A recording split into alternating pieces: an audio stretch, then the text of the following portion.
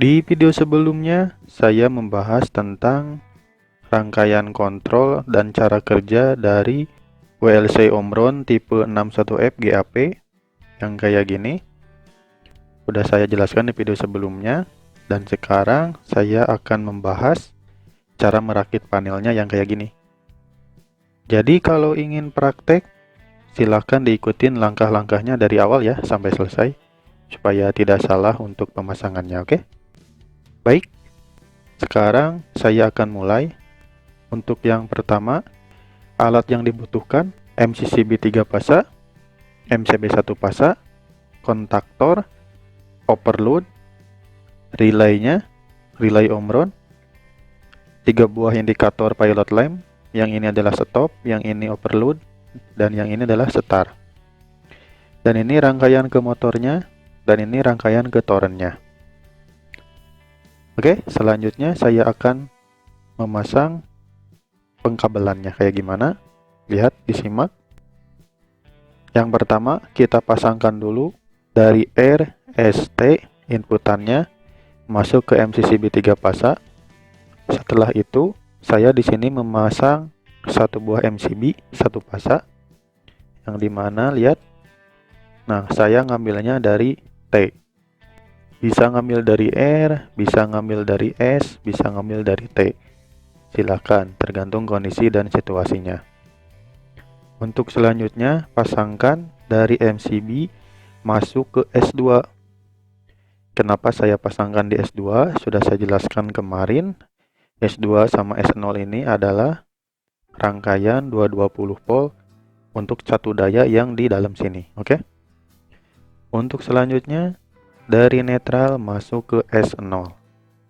Ini S0 adalah netralnya, S2 adalah pasanya. Bisa juga ke S1, akan tetapi kita harus mempunyai tegangan yang 110 volt. Berhubung di sini saya memakai tegangan 220 volt, maka masuknya ke S2. Oke, selanjutnya pasangkan dari MCB atau ngambil dari sini atau ngambil dari S2, bisa silahkan masuk ke 95 yang NC overload. Selanjutnya dari keluaran NC overload yaitu 96 masuk ke TC. TC ini adalah common, sudah saya jelaskan di video sebelumnya. Selanjutnya dari TB masuk ke A1 kontaktor. Untuk TB ini adalah normally close-nya relay Omron ini. Untuk TA adalah normally open-nya Omron ini. Jadi kita pasangkan dari TB aja. Masuk ke A1 kontaktor.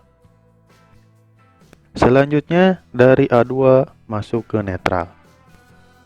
Oke, selanjutnya kita pasang untuk indikator lampunya. Indikator lampu kita pasang dari mana dulu? Lihat. Sekarang saya akan pasang yang hijau dulu, indikator hijau, yaitu indikator startnya. Nah, dari 95 bisa silahkan, atau dari MCB langsung bisa silahkan, atau dari S2 bisa, tergantung kondisi panelnya. Saya ngambil di sini dari 95 masuk ke 13. 13 yang mana? Yaitu 13 yang NO kontaktor. Nah, keluarannya yang 14 masuk ke indikator start, yang dimana indikator ini berwarna hijau. Untuk selanjutnya pemasangan stopnya dari mana? Lihat. Nah, saya ngambilnya dari 95 masuk ke 21. Boleh dari 13 langsung di jumper ke 21, boleh, silahkan, sama aja. Saya di sini ngambilnya dari 95 supaya jelas. Masuknya ke NC kontaktor ya, jangan salah. Untuk selanjutnya dari 22 masuk ke indikator stop, yaitu yang warna merah. Nah, sekarang sudah terpasang. Selanjutnya untuk pemasangan indikator overload. Kayak gimana? Lihat. Untuk indikator overload ini kita pasangnya dari sini dulu nih. Dari 95 ke 97, lihat. Dari 95 jumperkan ke 97. Harus yang NO ya. Nah, yang NO ini keluarannya ke 98. Dari 98 langsung masuk ke indikator overload yang warna kuning. Setelah masuk semua indikatornya, selanjutnya pemasangan netralnya yang langsung masuk ke netralnya. kita pasangkan di sini paralel aja karena sama-sama membutuhkan netral. Untuk rangkaian kontrolnya sudah selesai. Sekarang saya akan pasang rangkaian dayanya yang masuk ke motornya. Di sini sudah ada yang menuju motor dan ini menuju toren. Sekarang saya akan menuju ke motor dulu, lihat apa yang harus dipasang. Pengkabelannya kayak gimana. Nah, dari RST atau dari MCCB masuk 3 buah kabel, yang dimana yang R ini adalah merah, yang S adalah kuning, yang T adalah hitam. Dari MCCB langsung masuk ke kontaktor yang 1, 3, dan 5. Ini adalah kontaktor utamanya, yaitu yang NO-nya. Setelah itu, di sini kan sudah dimasukin atau sudah digabungkan dengan overload, sehingga di sini memakai outputnya T2, T4, dan T6. Untuk ke motornya di mana lihat? Nah, dari T2, T4, dan T6 ini masuk ke arah motor 3 pasa. Ini jangan sampai salah untuk urutannya, yang dimana untuk 1 ini nyambungnya ke T2, untuk yang 3 nyambungnya ke T4, dan yang 5 nyambungnya ke T6, supaya tidak terjadi pembalikan arah putaran, sehingga harus sesuai dengan urutannya kayak gini ya, jangan sampai salah. Nah, untuk keluaran dari relay omronnya kayak gimana?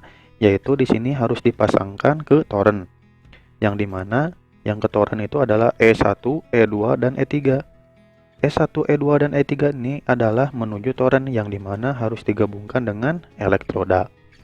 Elektrodanya ada 3 buah, maka harus dipasangkan. Yang dimana pasangkannya yaitu, lihat, nah dari E1 masuk ke toren, yang E2 masuk ke toren, yang E3 masuk ke toren. Yang dimana yang cara pemasangannya, yang tinggi, atas, dan tengah, dan bawah sudah saya jelaskan di video sebelumnya, yaitu yang ini. Nah, yang ini untuk pemasangannya harus kayak gini ya, jangan sampai salah. Yang E1 ini harus di atas, E2 harus di tengah, dan E3 harus di bawah, agar tidak terjadi kesalahan di rangkaian relay ini. Oke? Nah, untuk cara merakit panelnya sudah selesai, hanya segini aja. Saya tegaskan lagi, jika teman-teman pengen praktik secara langsung, tolong diikutin langkah-langkahnya dari awal ya, agar tidak terjadi kesalahan. Oke? Hanya segini aja untuk cara pemasangan kabel di panelnya. Mudah-mudahan bermanfaat, mudah-mudahan paham.